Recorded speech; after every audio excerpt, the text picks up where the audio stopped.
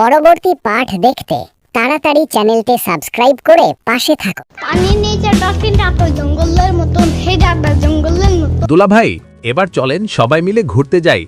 অনেক দিন থেকে ঘোরাঘুরি করা হয় না। যাওয়া যায়। কোথায় গেলে ভালো হয়? চলেন কক্সবাজার যাই। ঈদে অনেক মানুষ সেখানে যাচ্ছে। আচ্ছা চলো, গাড়ি ঠিক করো। কোনো টেনশন করেন না দুলা ভাই, আমি সব কিছু করতেছি। ইয়ামিন মামাও ছোট থেকে কোথাও যায়নি। ভালোই হবে দূরে কোথাও ভ্রমণ করলে। আর ঈদে সবাই যাচ্ছে। তা শালাবাবু, তুমি তো যাবে, একটা কিছু ট্রিট দাও।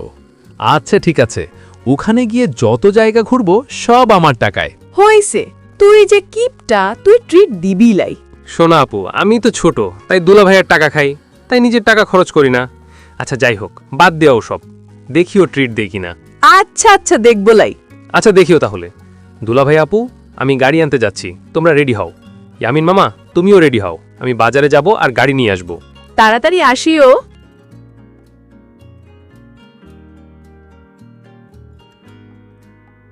বগুড়ার দই হালায় বাড়তি গায়, মোস্তাকিমের চাপা বাড়তি গায়।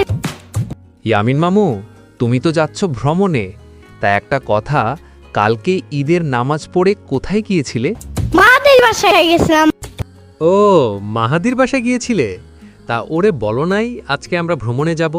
আমি তো সময় পাইনি, বাইরে গিয়েছিলাম। কথা হইলে কথা তা না, সারাদিন এত বাইরে তুই তুই করো কেন? হ্যাঁ, গরম লাগে না? আরে ইয়ামিন মামা, কি সব বলতে শুরু করলা? গাড়ি ছাদে বসে তোমার মাথা গরম হয়ে গেল নাকি? যদি গরম হয় তাড়াতাড়ি নিচে নেমে আসো। আর তোমাকে একটা প্রশ্ন করি, উত্তর দাও। উত্তর দিয়া কি করবো? সালামি দাও জলদি। ও আচ্ছা, এখন বুঝতে পারছি কেন তুমি গাড়ির ছাদের উপরে বসেছ। ঈদের সালামি পাওনি তাই। আচ্ছা সমস্যা নেই, গাড়ি থেকে নেমেই তোমাকে সালামি দিব।